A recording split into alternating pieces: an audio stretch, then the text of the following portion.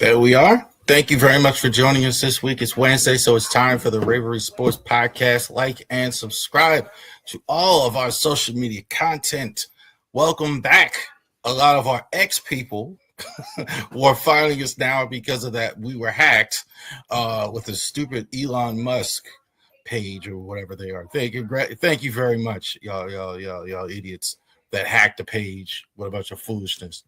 Thank you, all of you out here who are watching with the Ravery Sports. It's Wednesday, so we do this every Wednesday night here from 8 o'clock. So thank you, all of you, for checking us out with us this week. NFL pre and post game on April 23rd, the night of the draft. So the Ravens are back in the first round, and so we're going to do pre and post. 7:30, we're going to be going live here with the pregame. We're going to go over the draft. We're going to go over who's going to get taken, who's going to be the first 5 picks, what the Ravens might do, what other moves might do, how the division, how all this looks. We're going to go ahead and chop up draft day. One of my favorite days of the year, the NFL draft. That day, April 23rd. We're going to be coming on after. We're going to recap the Ravens pick. We're going to recap a bunch of picks here as well. Secondly, it's Genesis Notary Services /Facebook.com. Definitely check us out here, Genesis Notary Services /Facebook.com. RaverySports.company.site as well. C. Charles Harris. We are LegalShield.com. Definitely check that out. So definitely too, if you have legal needs, absolutely check it out. Absolutely check out if you have legal needs, legal services that you're looking for. Absolutely check that out. Also too, as well, Genesis Notary Services. If you are in the Winchester area, got notary appointments this weekend for sure. You'll probably, if you aren't out there, you're going to see me out there in front row, and you're going to see me in Winchester out there doing some. We might be doing some on-site promotion here pretty soon for that. So I want to thank all of you. Definitely check it out if you have a need. Definitely Legal Shield. Definitely check that out as well. And we got a baseball season here that's going to start. We're going to go over that. Opening day is tomorrow. But let's get it popping with the Ravens roster breakdown. So as well, so we're going to go ahead and how do we look right now? Okay. So the Ravens roster is, we're now in the post free agency era. Okay. So we've had a season, obviously. We've had coaching moves. That's all done. We've had combine. We've had big free agencies. There's still free agents out there. But let's break it down. What do we actually have? Let's break it down. What's here? We're going to do next couple of weeks, for better or worse, how the rosters look like, NFL, along with the draft, couple of the last 2 mock drafts. We're going to go over that as well the next 2 weeks. So we have Ravens content for you all the time as well. All right, so let's go ahead and chop it up. Ravens analysis here. Obviously, this is what the backfield looks like. Lamar Jackson obviously did go ahead, do the restructure. So the Ravens did have some flexibility, still have some flexibility. I'm not as worried about the long-term contract as some other people are. There's Ravens and Lamar are tough negotiators. I remember when we went through this the last couple of years ago, where Lamar basically didn't get done until draft day, right? So both sides are going to want to do what they do, etc. I think it'll get done as well, the long-term deal. But both sides are tough. I mean, EDC doesn't like to make 3-4 offers. They don't really like. I'd say owners in general rather deal with an agent in general, but I don't think that's the main thing here. Tyler Huntley extension, I thought was mandatory. The guys, they re-signed Tyler Huntley. I think it's a great extension for them. I think it's great that Tyler Huntley is back as well. Tyler Huntley, I thought, had his best season last season. So getting Tyler Huntley back is outstanding as well. Running back room, Derrick Henry, Justice Hill, Rasheen Ali. So they carry 4. They're down to 3. They did not sign Keaton Mitchell. So interesting to see. So I don't know if that means just more reps for Justice Hill or they're bringing in a back in the draft. I would think you're going to see one in the draft to compete with Rashid Ali, but Justice Hill, got no problem with Justice Hill. Got no problem with Justice Hill. I think he's not always being used right in the lineup. No Pat Ricard. So the only fullback on the roster we think is Lucas Scott here. I just posted this not that long ago how there was no real fullback in Chicago last year. Declan Doyle is going to be running the offense. So it is possible for the first time since we've had a Ravens franchise that we don't have a full-time back. Lucas Scott is first on the depth chart. He'll get an opportunity. We'll see what the draft looks like. But I think Lucas, I think it's a very good possibility we're going to have 4 tight ends instead of the fullback. They're going to replace that with the tight end. As well. Wide receiver, Zay Flowers, Rashard Bateman, and Mark Andrews. Andrews, I think, is still here. Definitely no surprise. The extension signed at the end of last year, about $12 million. I think that people are talking like Andrews like it's completely over. I'm not sure if that's the case.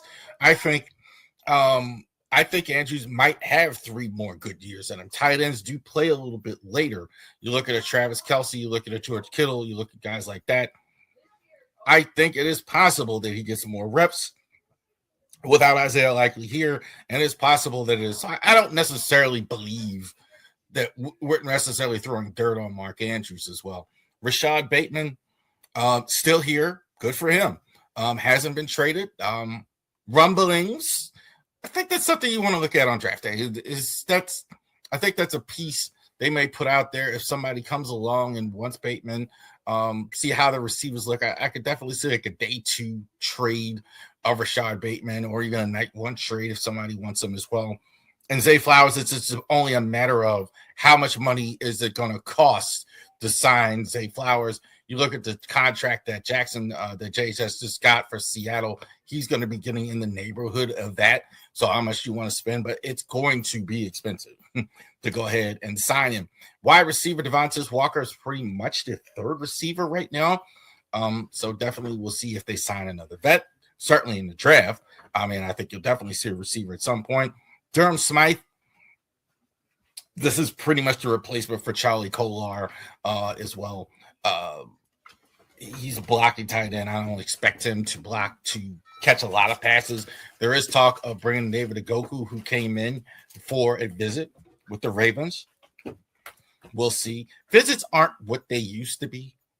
Used to be if a guy come for a visit, then he was signing. Now it's almost clue that he's not signing necessarily. Like he comes in and visit, okay, I'll check it out, et cetera, et cetera, et cetera.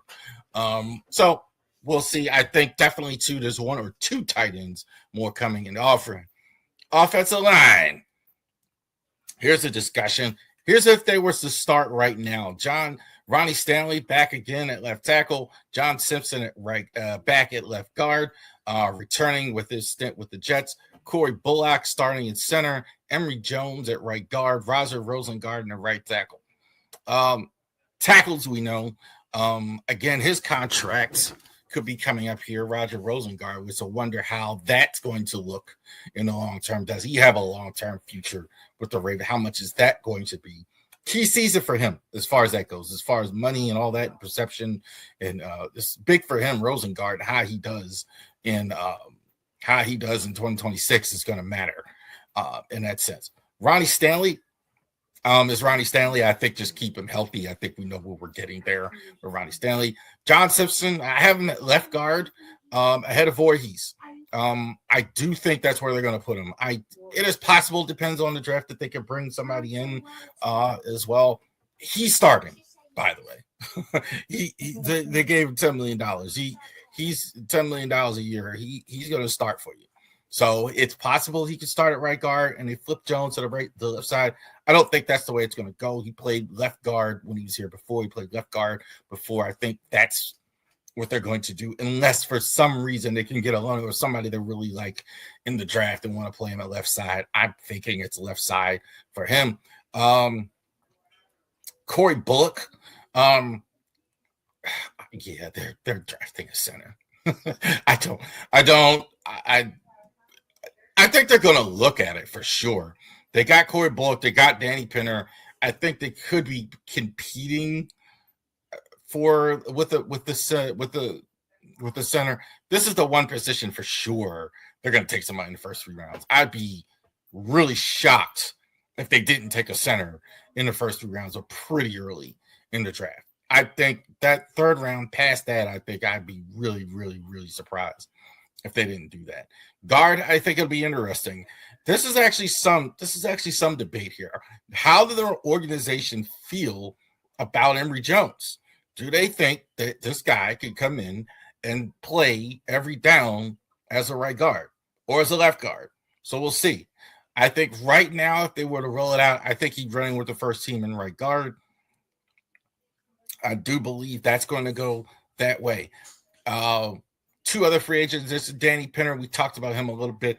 I just think he's a vet body. I think they look at same with Jovan Gwynn. I think they may even try him at center a little bit. He's played interior. One of them might impress you. You never know. Guys are vets as well. Andrew Voorhees is still here. I think for sure. I think this is how it's going to go. He's going to play behind John Simpson as well. I don't envision that they're going to start him next year at all. Carson Vincent for the Ravens as well. We really still don't know what he can do. I think that's fair. I mean, Carson Vincent hasn't really played at all last year, and so we're still waiting to see if he has anything on the field that he can do. So we're still kind of just waiting as well. Big guy, tremendous size. I'm kind of the thought that this year for him is going to look like last year. I don't know how much he's going to play as well. Probably a little bit more, I would think, but I don't think he's going to play much at all this year as well. So there are the guards. There is your offense there. Let's go ahead and check it out. Defense. 25 million. Matabuke should be back. If you've seen the videos on social media that he is working out, he's out there good. He everything looks positive. Everything he's putting out, that he's going to have every shot to play back. That is huge to have Matabuke. They sorely missed him last year. We'll see. His neck injury was very serious. They weren't sure they're going to have him back. So there's still some trepidation, but I'm putting him in. I definitely all signs that they're gonna have Nami Matabuke back. Travis Jones was outstanding last year, I thought as well. Having him with Matabuke makes all the difference. Travis Jones has been really good. I think he didn't play as much because Michael Pierce was here. Broderick Washington injured a lot last year. This is a little more of a question mark. I think he hadn't played as well. But I do think having him back, I think, is a helpful thing here as well. Behind him, Aeneas Peoples, John Jenkins, and CJ Okoye. I think they're all going to get a shot at that Broderick Washington spot, I think. But I think the Ravens feel pretty good about it here, considering, and unless they get information with Matabuke that's bad. They get good news on Matabuke.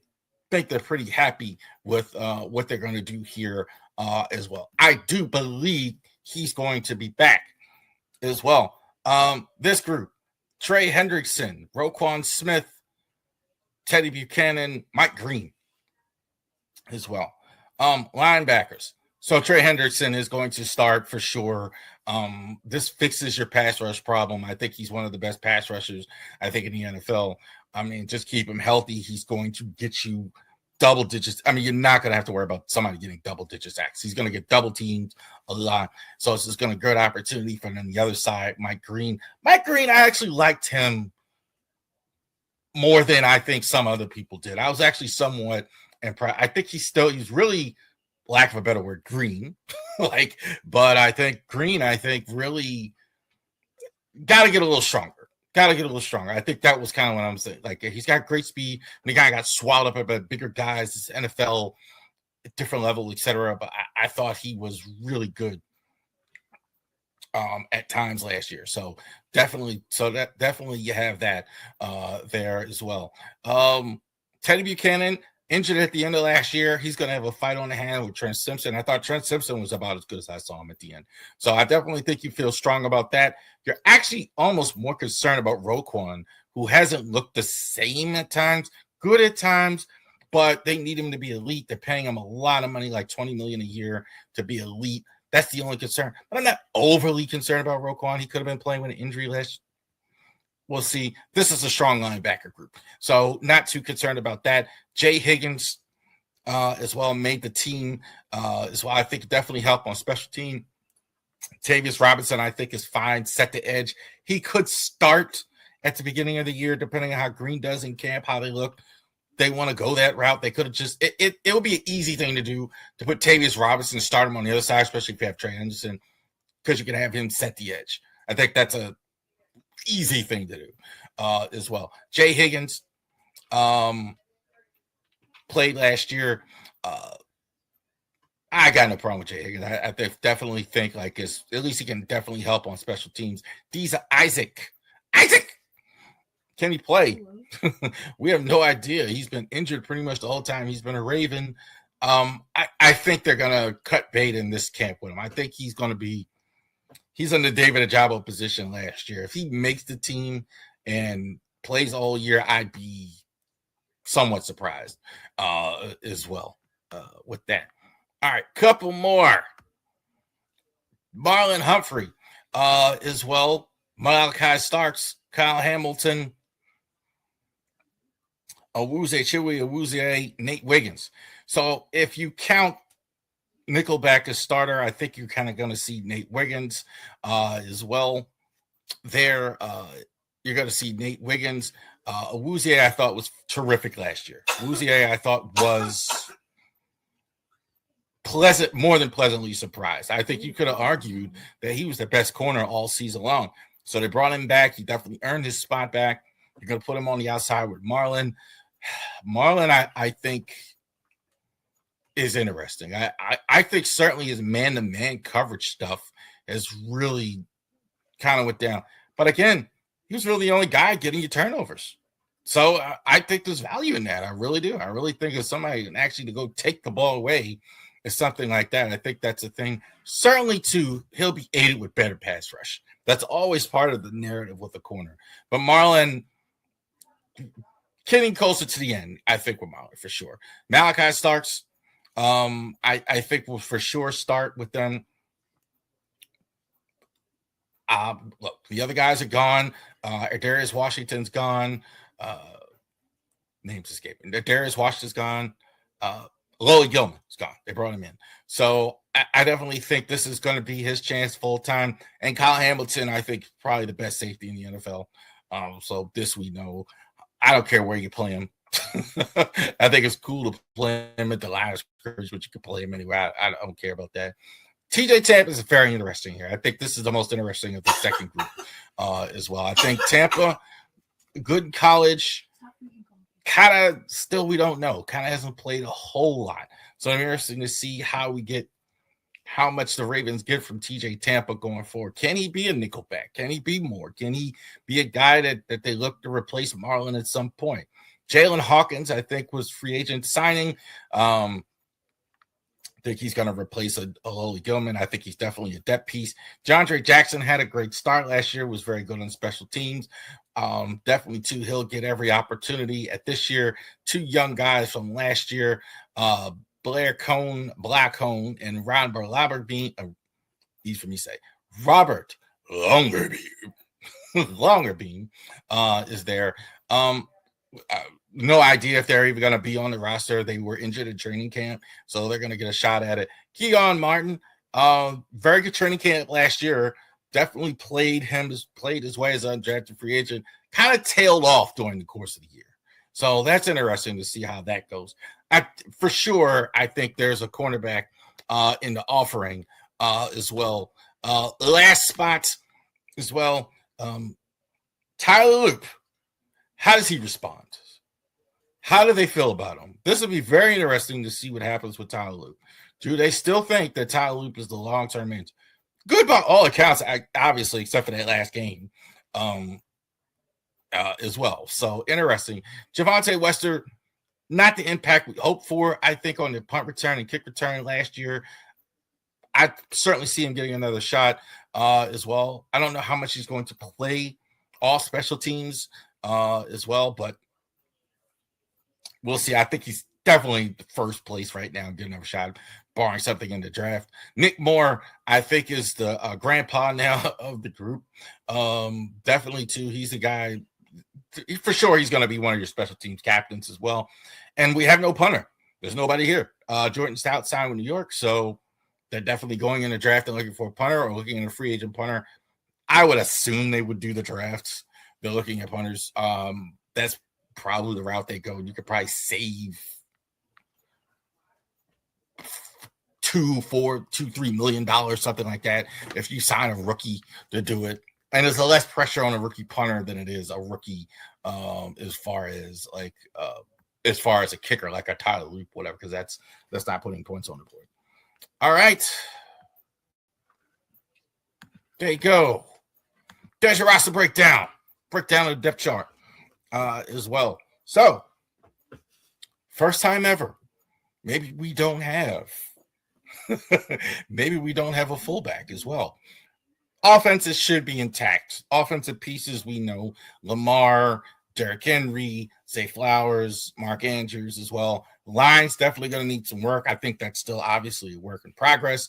Offensive line, signing however they did it with the whole Max Crosby fiasco. Trey Henderson's a Baltimore Raven. That's going to help you a lot.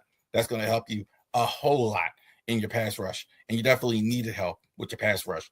And I think if you get Matabuke back, it'll be even better than that. Secondary is a little bit of a concern, but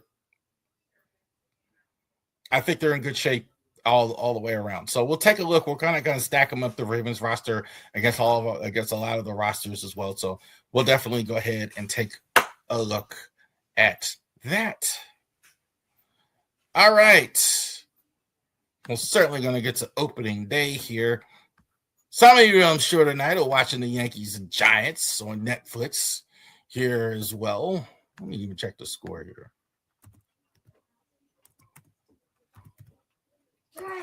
To quote Bobby Heenan, the late great Bobby Heenan, the WCW and WWE announcer, I don't care who wins this game as long as it's not the Yankees.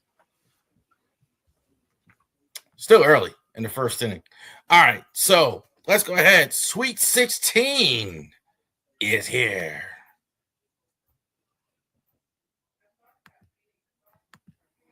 So Sweet 16.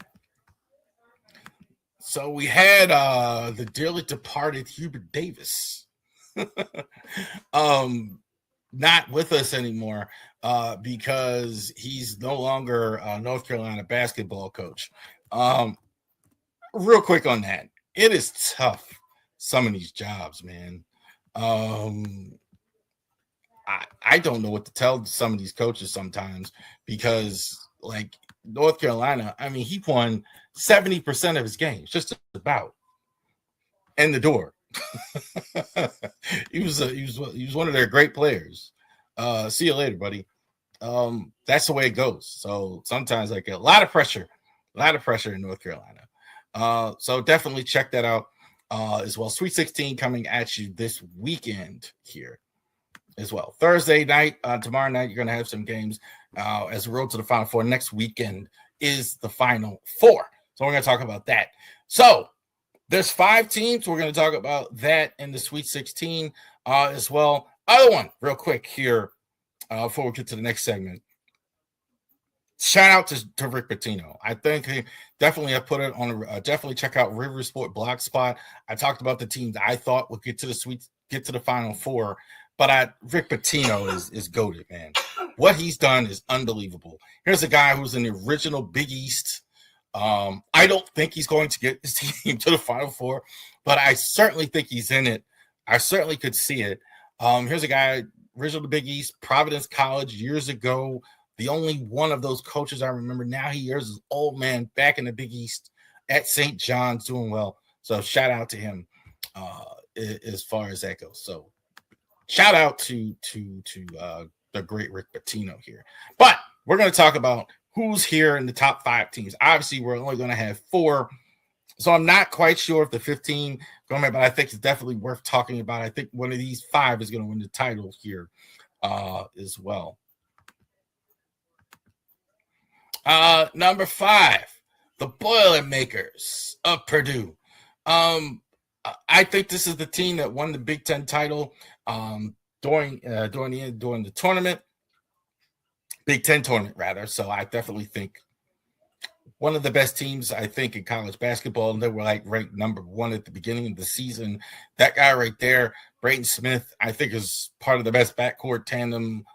And one of them in all college basketball, certainly left in the tournament. Him and Fletcher Lawyer are terrific as well. Trey Kaufman-Wren up front kind of helps him. He's kind of the third part of that. This is a team I think that's really, really got a shot here. I don't like their draw, but I definitely think they're there. Fighting national means just not talking about these guys. I think that's kind of crazy to me. That nobody is really talking about such a good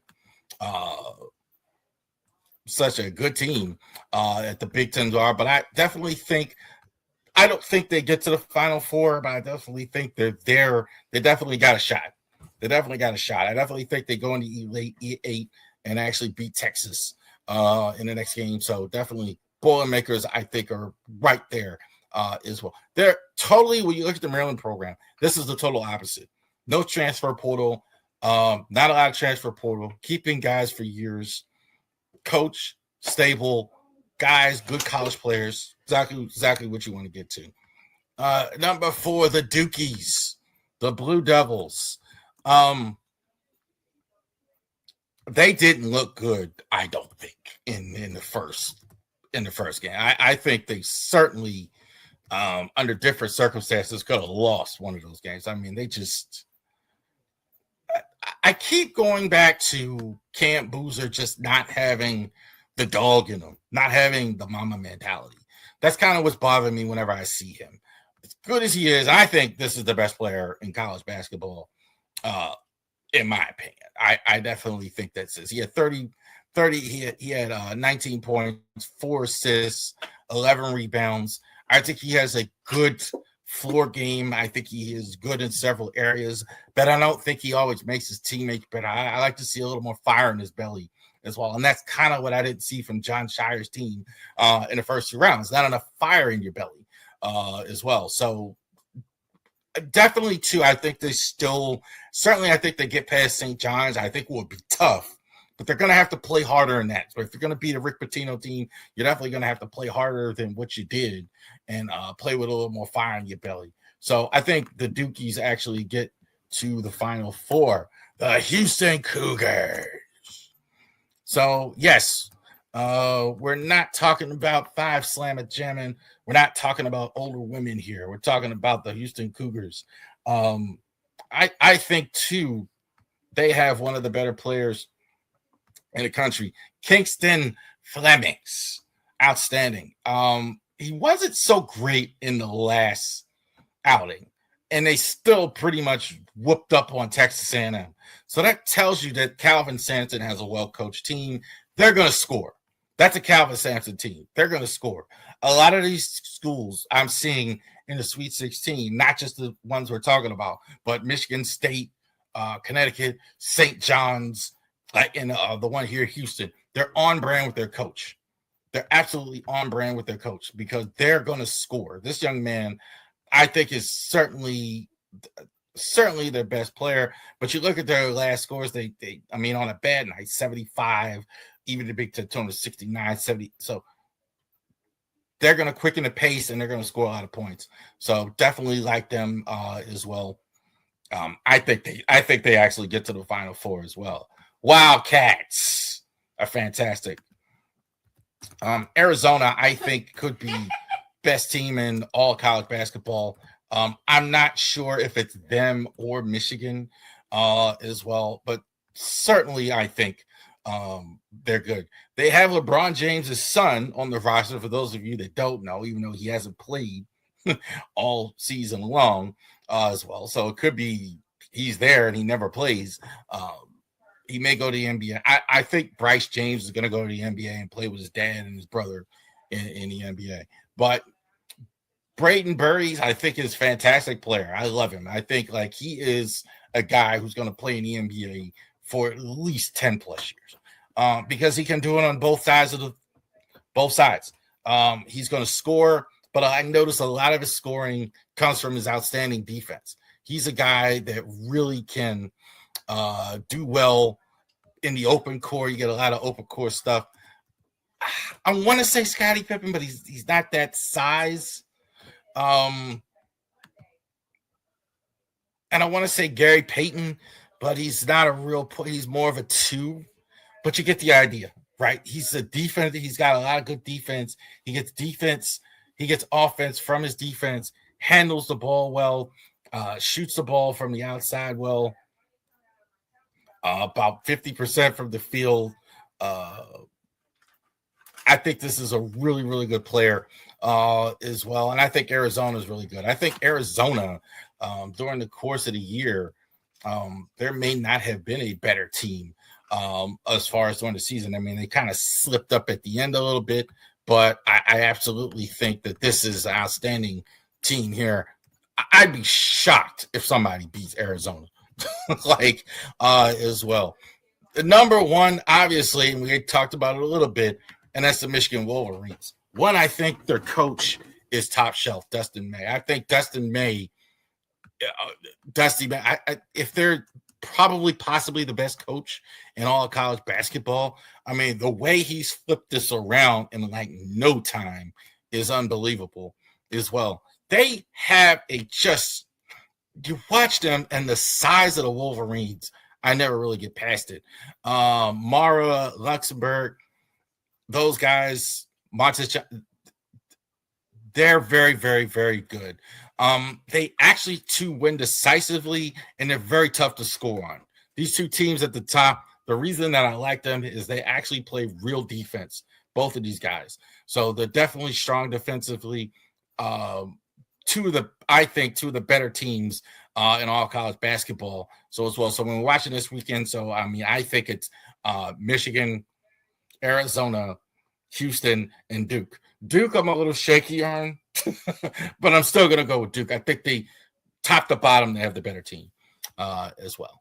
So enjoy the madness this weekend. So definitely check that out as well. That kind of gives you an idea of what we're going to see here in the Sweet 16. Next week, for sure, we're going to be down to 4, and we're going to go ahead and for sure talk about that as well. Oh, yes. Now for the entertainment portion of our podcast. So I am going to talk about this. This is funny stuff. This is really funny stuff. So we're going to talk about Stephen A. Smith again on this podcast last night, who's addressing Jason Whitlock. So just for context, just kind of set this up. So very recently, Jason Whitlock, who, for those of you that don't know, used to work for ESPN, used to work for Fox Sports, and currently is in the podcast-based podcast called Fearless. And he's had a very public feud with Stephen A. Smith, who we all know who works at ESPN, pretty much the face of ESPN, face of the NBA coverage, First Take, the highest rated show. Stephen A. Smith, so everybody knows him. And he took his time to go ahead and kill Jason Whitlock here on Twitter. Let's go ahead and share screen here. I'll say this, and I know a lot of people don't like Stephen A., et cetera, or don't like Whitlock. We see more of this from him. I'm going to be a bigger fan of him. The teammate. Because this wasn't, you know how he talked. The problem I have with Stephen A. a lot of times, he's always kind of couching his comments Well, before I say this, he'll preface for 30 minutes before he starts talking, right? Not this time. He was really getting after Whitlock. I won't play the whole thing, but here is Stephen A. talking about Whitlock here. Recently appeared on Cam Newton's podcast. Cam Newton. We're going to talk about Cam Newton. We're going to talk about Ryan Clark here real quick. So let's go ahead here. Friend, one of my best friends in the world, never bothered anybody. But because Jason Whitlock is so addicted and fixated on me, he's going to go after my boys. It's who he is. And then he's trying to hide behind my quote-unquote bump my basketball career. I didn't have one. Cracked my kneecap in half. Couple of months after I got there, it was over before it began, damn it.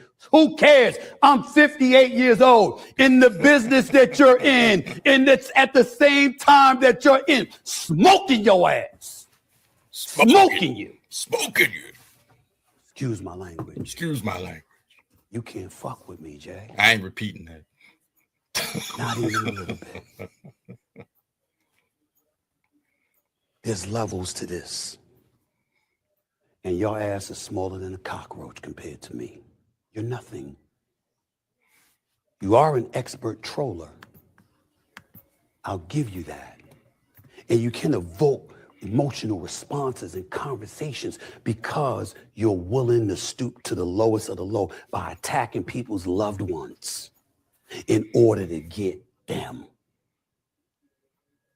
But know this. All you're doing is getting a reaction out of me to address how despicable you truly are. But in the end, understand that when your fat ass is sitting behind your desk and you don't want to roll around it because you don't want everybody to see how rotund you are, no, everything about my life is better than yours. I've never said this about anybody else, and I never will. This is specifically for you. You've lost. I'm better than you. The public says it. Everybody knows it. And you looked so pathetic, it had me wondering, really, he must be in really, really dire straits. So I decided to do something about that. This is the best part here. Nice studio. Something you can't afford. I can't either. Somewhere along the way, you know what I'm contemplating doing, Jason? I haven't made a decision yet. But I'm thinking about starting a GoFundMe account for you. Because clearly you're that desperate. That's why you talk about me so much. Look at your numbers when you're talking about me and look at your numbers when you don't. I keep you relevant. That's perhaps the worst insult of it all. Fat Bastard Lock. That's the title of the GoFundMe account. Fat Bastard Lock.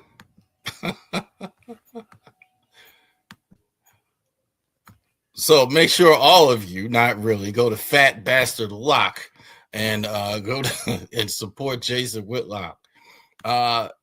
Equal time here.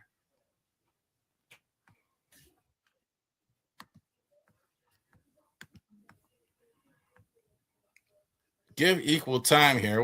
Let's hear from the fat bastard himself, Jason Whitlock, about this and respond, and then I'll go ahead and give you some thoughts on what these guys are doing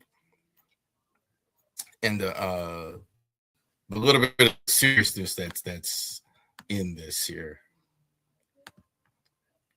Now, in this clip here, he's going to be speaking to Emmanuel Acho, who's kind of sided with Stephen A. on this here in his show, Speak Easy. Speak Easy, for those of you that don't know, is a sports show that started this year after his show Speak for Yourself. And both, coincidentally, Whitlock was actually replaced by Emmanuel Acho at Fox Sports with Speak Easy. On Speak for Yourself, and now he's got a podcast called Speak Easy.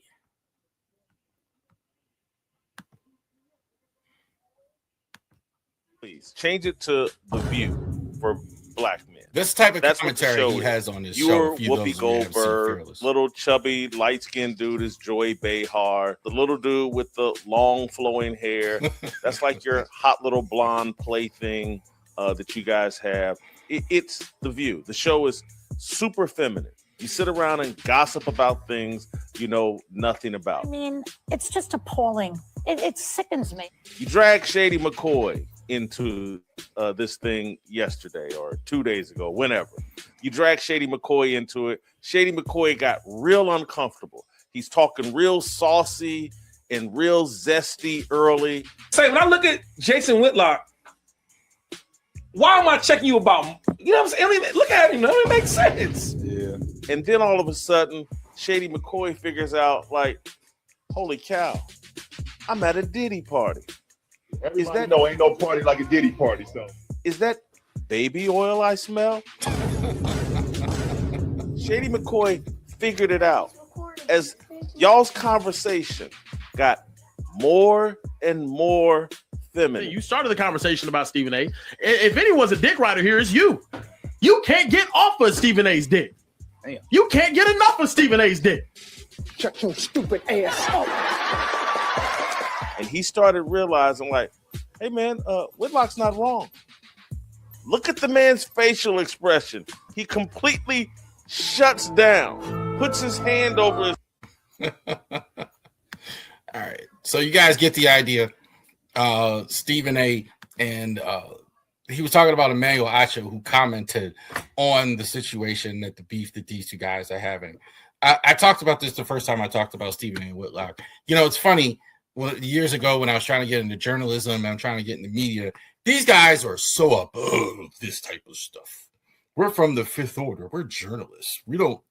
Now you see they've embraced the YouTube beef because now the money's in the YouTube beef. So I think that's pretty funny in and of itself. Couple things here. Couple things, Stephen A. and Whitlock. Everybody wants to say that Stephen A. is above Whitlock, blah, blah, blah, blah, blah. Whitlock has had a very good career as well. They're really not that different, I think, in life sometimes. I think, like, Stephen A.'s had more mainstream success, but I think they're really not that different of two different type people. One's a real conservative guy. Whitlock, I said, he has some of the most offensive takes I think I've ever heard. What he said about LeBron James, when LeBron James had the N-word painted on his house, that was just one of the most despicable things I've heard from anyone. Terrible. It's not wrong all the time, but I think he says some things that are interesting and provocative. He'll say anything. Emmanuel Acho, kind of the same type of guy. I think I call him the new Skip Bayless. He'll kind of just say anything. All right. And you know, he doesn't care about so that's kind of thing. He kind of sided with Stephen A. That's what it is. Cam Newton. I think I really want to talk about this real quick. Cam Newton, I actually subscribed to his podcast this week for the first time. Cam has about 1.35 million subscribers. He's doing much better than I thought he would. So shout out to Cam, getting it done, getting the subscribers, getting a following. And I heard him say something on his podcast I thought was very interesting. It's like, why didn't you shut down Stephen A? Stephen A is supposed to be your friend. It's like, you let people say what they want to say. And I have the same philosophy here. Like, if you interview somebody, like Charlemagne the Guy kind of has the same type of thing. Dame Dash calls him every name in the world when he shows up. Let him. This is their platform. You have a platform. You go ahead. You let people say what they want. A lot of times there are rules, of course, you know, my wife or anything foolish like, that we're not going to tolerate that. But let them go ahead and rock. Let them go ahead and say what they want to say. So shout out to Cam for actually standing his ground. Really disgraceful to, I would say, Ryan Clark interjecting himself, who had a Twitter post about, well, you shouldn't have had Jason Whitlock on because you're working with Stephen A. And I don't care. That's way, way, way, way, way, way out of line. Way out of line. I can only imagine somebody telling me on my podcast who I can have and can't have. Doesn't work like that. That's his podcast. He can have who he wants. If he thinks it'll drive ratings, if he thinks it'll get views, clicks, however it is, that's you're way out of line for saying that, Ryan. What's wrong with you? Who is it? Who are you to tell him who he can have? Who is Stephen A to tell him who he can interview? That's insane. So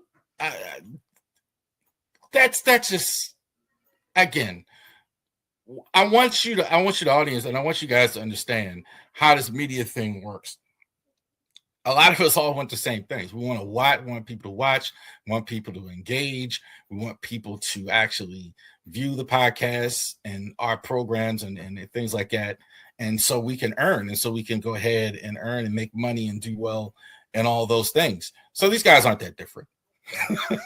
Stephen A. Some people are team Stephen A. Some people are team Whitlock. I think that's just how this works. Personally, I think Whitlock says a lot of disgusting things. I think he just says a lot of disgusting things. I think he's interesting. I think I kind of like hate watching him at times because he's interesting, but he says a lot of disgusting things. I think Stephen A. is a, at times, and I think he's been said a WWE character. Like at times he says things and he's a performer as well. I think real journalism and all that other stuff and blah, blah, blah. And I think, to me, I never got past that part of it. That's the most fascinating. Like, now these guys are embracing YouTube beef, embracing the silliness, embracing all the other stuff that brings you clicks and views. That, just shows you we're all out here trying to make money. All right. Shout out to those guys. All right. Let's get serious.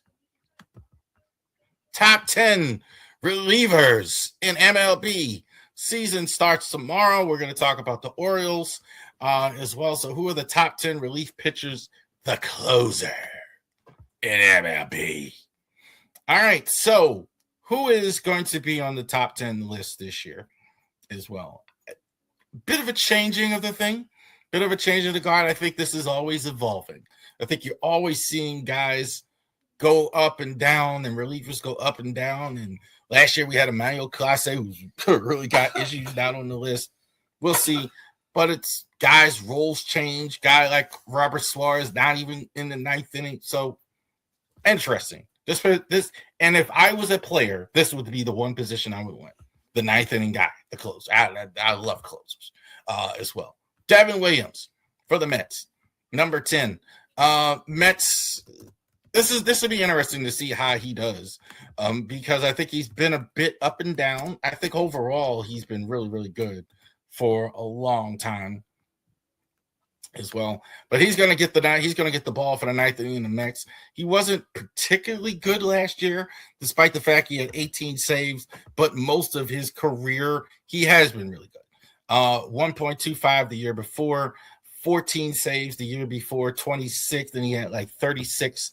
So not a closer for a long time, but I think he's a flamethrower, absolute flamethrower for the Mets. I think he's definitely got the lineup to actually do well. So I think the Mets, are going to got a real gem with this guy. I think he bounces back in a big way. I think all the tools are there as well. They did lose, obviously, if he's in the ninth inning, that means Diaz is no longer there. We'll get to that as well. Carlos Estevez for the Kansas City Royals. So this guy's top shelf. I think teams just really don't know it. Again, another guy, flamethrower. Not great this spring. So there's that. So I think there's a little bit of a concern there. But I think his last couple of years he's been really good. 31 saves a couple of years ago, 2023 for the Angels as well. Played with the Phillies, then really didn't close. Then the year before that, 20-plus saves again with the Angels, 42 last year with Kansas City. I think this guy is a stud. Definitely a guy who's going to get whipped 1.06. Crazy. Only gave up 18 earned runs all season last year in 67 games pitched. So he's a rock star. He's a rock star for sure. As well. Yes, Aroldis Chapman is on the list. That is right, because he was fantastic last year. Here's a guy, look, it's funny. Like, he came in the league, and he was big claim to fame that he could throw 100 miles an hour. right? And now we got a bunch of guys that can throw 100 miles an hour, but he still can do it. I thought it really was a good resurgence for him last year. 32 saves, 1.17 ERA, 38 years old. So shout out to him, man. $18 million are going to go ahead and give him. He only gave up 8 earned runs all last year. This is his world. This is what he does. Close it out in the 9th inning. He's pitched for several different teams. I thought he was good for the Red Sox last year. They did the right move re-signing him. I think he's going to be good till he actually hangs up the cleats. Chapman, I think, has always found a way a lot of times. Rafael Iglesias for the Braves. So I think this is fascinating. I'm not sure that I would have even have done this, but they are starting him in the 9th inning instead of Robert Suarez. Interesting. That now you can do that when you have 200. Now you could say that this is strategic in a lot of ways to make the team better. 29 saves last year, 3.21 ERA. That's kind of where he is. That's the only kind of thing with him. He's like what you kind of envision in some ways. You hand him the ball, he's good, but he's not great all the time. His ERA to me always kind of seems to me a scotch higher than you want a really good closer to be. That's just me. His ERA is kind of like I had a high 2, a 3 several times, even though he obviously gets a lot of saves. But I'm looking at his stats here. It's like he was at 195 one year, but 275, 404. Yeah, just I get it. But for the most part, on a good Braves team, he's going to be very dominant. I think definitely top 7.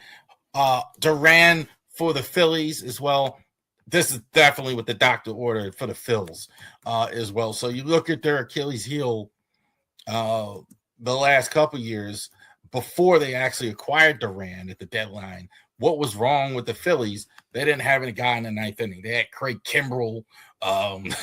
They tried that as well. They got a guy here who had over 30 saves last year, like 32 saves last year, 23 and 27, 28 years old. Absolutely electric stuff for them. He's on a good team.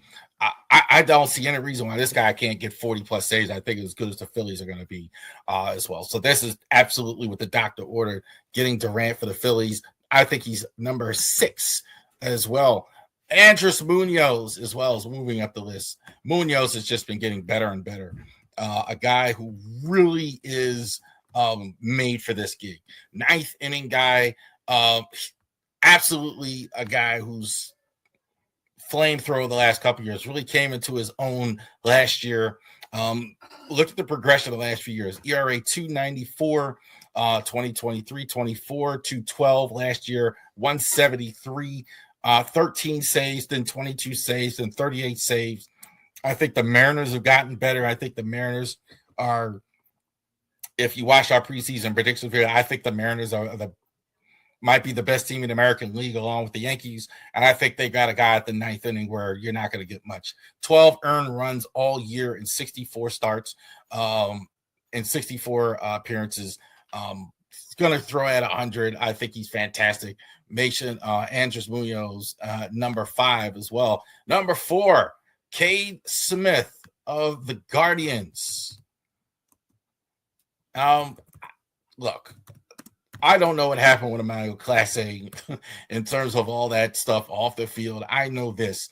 They had their next closer already in house when he got there. Cade Smith is a stud. 191 ERA, a little bit worse last year. 16 saves. I think his time is now. I think he's definitely going to be one of these guys that's going to be a closer for many, many years. Even like with some slippage last year, like he's still like ERA under 3, throws about 100 miles an hour, right around there. Very tough to hit off of. Very tough to hit off of. Cade Smith, number 4. Number 3, Josh Hader. I have him here. I know. He's hurt. He's not going to start. And I think that's probably the concern why he's not higher, because he has had some injury issues in the last recent years here where Hader really hasn't been able to pitch the way he has been before with the injury issues as well. But he's fantastic. I'm not concerned about him. He is getting a little bit older, so he's 31 now as well. But his stuff just moves. The ball just moves. Got excellent movement as well. Had some dips down in production too, I think as well. I think he's been either the best closer in baseball or he struggled some at times. And I think it's mostly, I think, because of the injuries and all that as other. From Maryland, though. But Josh Hader, I think, is fantastic. I still have him at number 3. I think he's really good. Number 2, Edwin Diaz. Here's a guy who really bounced back last year. First of all, that's Edwin Diaz. Best closer entrance, not Ricky Vaughn, with Tommy Tune. I hope they do it justice out in Los Angeles like they did in New York last year. So, bit of a struggle, though, last couple of years for him. Got hurt, I think, at a World Baseball Classic. I think it was a couple of years ago as well. 2023, so he missed all of 2023, came back in 2024, struggled a bit. It's actually moved out of the closer role for a bit. Came back last year, and he looked like more like the guy we saw before the injury last year. 62 innings, 62 games pitched, 12 earned runs all season long, 6 wins, 28 saves, 1.63 ERA. Guy's a flamethrower, to say the least. I mean, I think this guy, Diaz, it was very close for me. And going to the Dodgers, I think you talk about the Phillies, this is what the Dodgers orders. What didn't the Dodgers have last year? What's the one thing they needed? Was a closer. They had Suzuki doing that, but during the World Series, he struggled a little bit. They kind of went away from that. They will not be going away from Edwin Diaz, as good as he is. I think it's like that. And I think this is one of my favorite players, if not my favorite non-Oriole in all of baseball, next to Bryce Harper and Schwarber. Oh, baby, Mason Miller. This guy is going to be unhittable, period, like a lot of nights. He throws it 100 and it moves. Not just the heater, everything. Just dances. Saw it even in the World Baseball Classic. Fools umps because the ball moves so much. Great spin on his ball, everything. One thing the Padres have is a guy in the 9th inning. I really think this wasn't a great decision for the A's to get rid of him. But oh baby, Mason Miller, I think in the 9th inning. There you go. Number 1 as well. All right. And we got opening day tomorrow. Last segment. So we got it 70 and 91. Both teams were last year, the Minnesota Twins and the Baltimore Orioles. They're going to kick it off 3 o'clock, Camden Yards at Masson as well. I went ahead earlier today. If you check it out on our Vagary Sports 2 Twitter page and social media pages, that they are going to have the roster. Well, let's take a look at who is going to be in this game tomorrow. Brian Buxton, 35 home runs last year. So Buxton, I think this is the guy. Walk him, pitch around him. This is the only guy that's that's not going to hurt you as well. We'll see with the full lineup. I'm sure Buxton will be in the lineup tomorrow. 264. This is the guy you want to pitch around. Twins are kind of rebuilding here in some ways. They're having some ownership issues as well. Team, I think, is for sale. I think it's for sale. I think they're selling, or they considered selling one of the two. So I think they're having some issues there. But I definitely think that this is the guy that you don't want to mess with. Brian Buxton as well. So definitely a guy that you're going to have to pitch around. Not a lot of offense, but I think they're going to be looking to this guy this season. Second baseman Lucas Shaw, he hit 302 last year. This is a team that's going to have to do some station to station outside of Buxton as well. You're kind of hoping they can get more from Royce Lewis and some guys, but their offense is not terrific here as well. I think that's been their kind of Achilles heel for the last couple of years. They don't have enough bats in the gun, and they're going against a guy tomorrow that's been was fantastic all last season. Joe Ryan, this is their number one starter. So definitely two in the first game. You want to start your best pitcher, Joe Ryan. He's probably the best one they got left, I think, in terms of that. So Joe Ryan, I think, is going to have his work cut out for him with a very good Orioles offense as well. With a very good Orioles offense as well. He was 13-10 last year. 13-10 last year. 194 strikeouts, 3.42 ERA. Very solid. Four-seam fastball. Got a lot of high spin as well. Frequently at the top of the zone. So you're going to get opportunities to go ahead and hit off of him as well. But definitely, too, he's a horse. I don't know if he's a true ace, but definitely, too, he's going to give you a lot of innings. Gunnar Henderson. So let's see if Gunnar bounced back. I mean, from all reports, a lot of people say he was hurt last year. There was issues last year, et cetera, et cetera. Very good in the World Baseball Classic, so that's a great sign. He's definitely going to have to start here. He's not going to have on the left arm. He's not going to have Jackson Holiday. Jackson Holiday, I don't think, by the way. I don't think we're going to go too long without Jackson Holiday. I think in April we'll see Jackson Holiday, right? I think he's already going to be in Norfolk here pretty soon. So you're not going to have him, and you're not going to have Westberg. Westberg, I think, is going to be a lot longer. You're not going to have Jordan Westberg. So they're going to definitely need him to go ahead. But this wasn't a great year he had last year. I'm going to still say that. Somebody say, oh, well, okay, certainly capable of more, but we need to see more from Gunnar Henderson as well. But we're all waiting for the unveiling of the polar bear, Pete Alonso. 38 home runs, 126, 272. I thought the Mets were crazy to get rid of this guy. So this is the first we've seen in a very long time. Big time Oriole bat in free agency in his prime, ready to hit in the middle of the order and drive runs home in Camden Yards at that new gorgeous scoreboard that we've all seen. So Pete Alonso, I think, I can't wait to see that 25 run out on the field on Camden Yards tomorrow and get squared away. I mean, Pete Alonso is going to be outstanding in that role. So we definitely looking forward to that as well. And the most valuable Oriole deserved the start. The best pitcher from last year deserved the start. Trevor Rogers, 9-3, 181. There's a lot of people that don't think he's going to be as good. See a lot of that. I don't know why. He was terrific. Even, I think the last two starts, I think he was human in those starts, but dead arm. He was so good last year. I think there is some skepticism because this hasn't been what he's done, but certainly, and I got that wrong, he's a left-hander. But I think Trevor Rogers, I think, is a fantastic, had a fantastic season last year, and certainly worthy of the opening day start as well. So Trevor Rogers, shout out to Trevor Rogers getting the opening day start as well in this game. So what happens here in this game tomorrow? So definitely lights, camera, action. It's the first game of the season as well. Let's get it right. There you go. Left-handed Trevor Rogers. Orioles, I think, win this game pretty convincingly here at Camden Yards. I do think Alonso's going to hit a home run.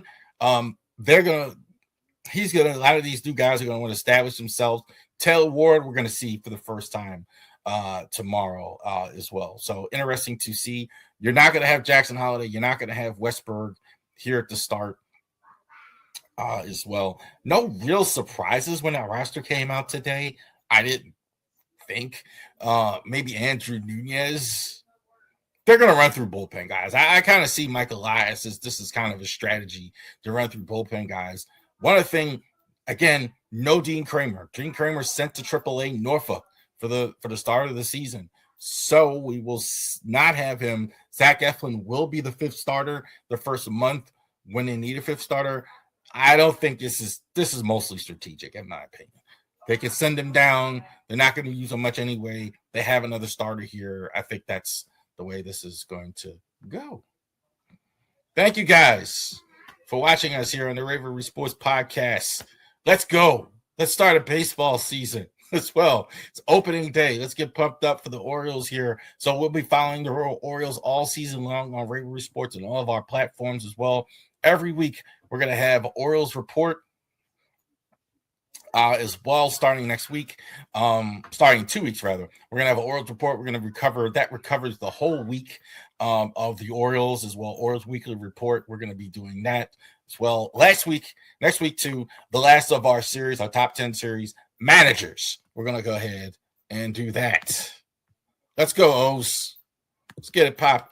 Thank you very much for joining us here. Raven Sports Podcasts. You enjoy the rest of your day.